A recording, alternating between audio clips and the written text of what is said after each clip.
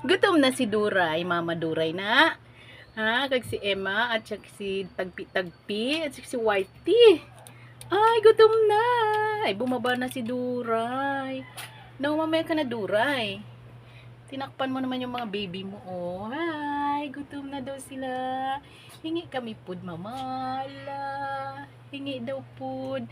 Ano ba si Duray? Tinakpan mo na yung baby mo, oh. Gutom na. Ayan, kakain na ang mga baby na Duray. Gutom na, kamukalat sila, oh. Gutom na daw si baby. Ayan na si Bunso, lalaki. Ayan na ang dalawang anak ni Duray. Si Tagpi, si Emma. At si cutie Duray. Kakain na kayo ng mag-ina. No? Hi, dugi-dugi. Hi. Hi. Asusa. Hi, asusa.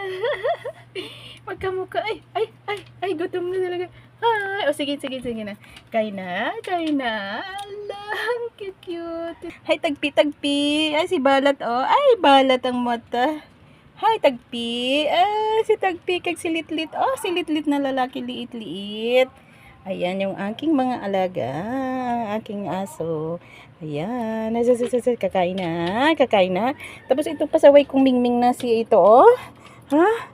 Wait lang. Doon na ikaw. Hi. Wait lang. Papakainin ko kayo. Wait lang. Ang cute naman na nila. Oy.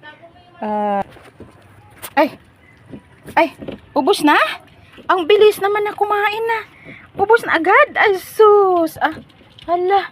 Agawan pa sila, oh. Sus, si Tagpi. Ano, Duray? Tagpi. Si Balat. Nagkalat si Balat, oh. Balat. Duray, bibi mo, oh. Si Tagpi, oh. Kulit.